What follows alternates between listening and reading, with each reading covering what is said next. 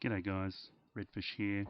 I've received a couple of posts and people asking me about how do I do my air-to-air refueling, so I thought I'd do a bit of a compilation there of not really a tutorial, it's more this is what I do for when I need to do refueling there, and it's just come from months and months of practice and again doing the same sort of things there. But anyway, got the video here. We've actually got a double picture-in-picture of the controls indicator there, which is I've zoomed out so that you can see a little bit more detail than what you normally see when you hit right control enter.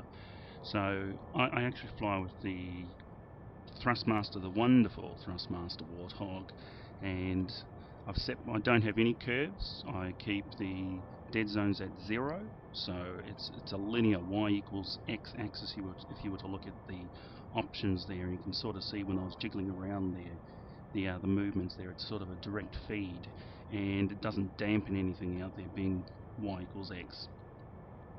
All of the other preconditions here for the refueling is set as standard.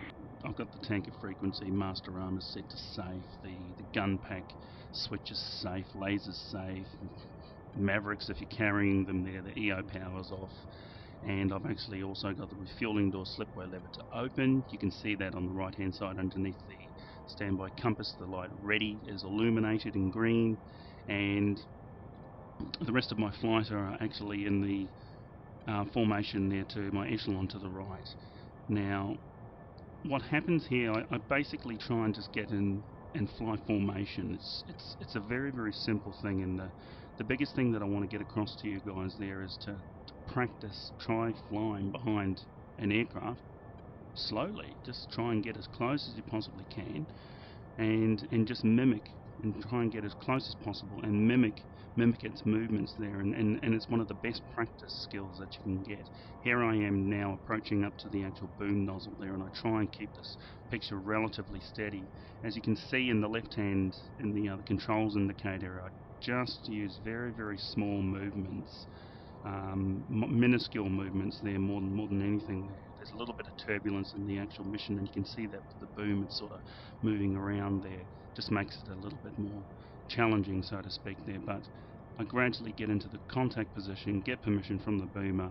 The boom starts to fly as I approach, and I don't stab the nose or jump up and down. All I'm doing is I'm just tracking with the actual boomer, and it gets to a certain detection point where bang, it'll actually pop into the nozzle, and from there it's just a repetition of those same sorts of movements, controlling the X, the Y, the Z axis with very little movement. I'd never use the rudders.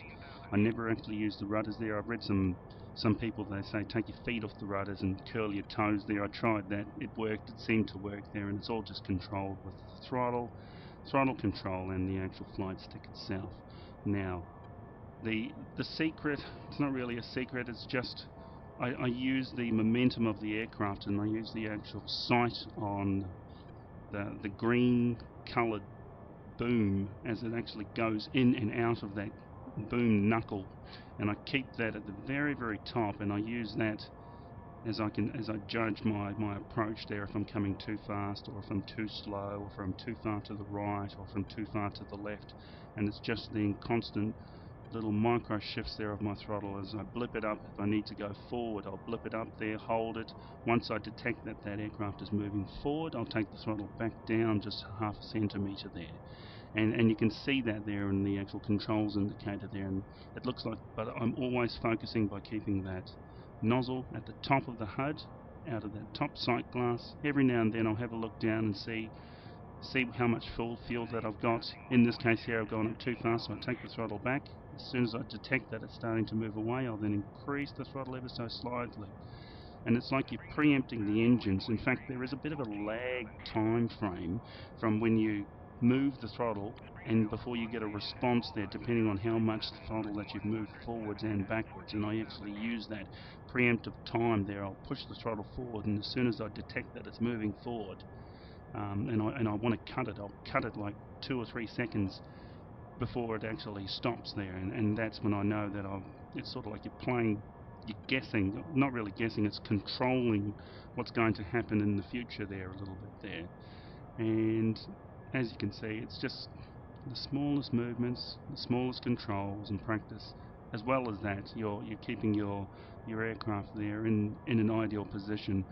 One of the better maps that I saw, one of the better PDFs I saw was actually from the 476. I think it was in their battle book. They actually had a three-dimensional PDF showing the upper, outer, the left and right, X, Y and Z limits in colours on the actual behind the boom, and it gives a great graphical representation there of ideal boom position. One of the first things that I did when I was first joining was I was actually finding that I was connecting too high. I was actually nearly I could see more of the tail surfaces there, and the boom knuckle was actually further down, closer towards where the TVV was, and I was not having luck. I was actually wasn't realising it at the time, but I was actually connecting too high, and I had to stop, pull back 5 or 10 feet, and then reposition myself there instead of pushing from a bad position. So it's just those little controls, the little movements. I'll put some other footage here of it, and once you get practicing it becomes you've got to just practice it and practice it and practice it until your muscle memory, you can do it, well, not blindfolded, but you just get better at it there. So it's just something that you need to practice as much as we do, like dropping GBU 12s. You can do exactly the same sorts of features there with that. Now here, taking it all, got a full tank. I extend the speed brakes, do a slight climb, 11,100 pounds there, which is a full tank.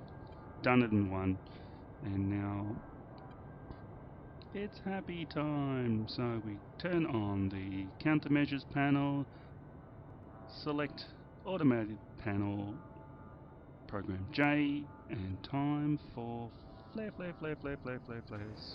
and more flares, and more flares. And how about some more? So essentially, in a nutshell, guys, that's it. Lots of little things to practice.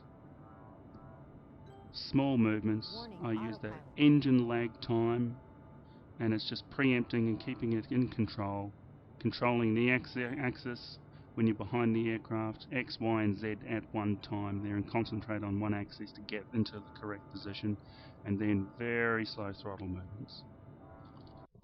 Thanks for watching, guys.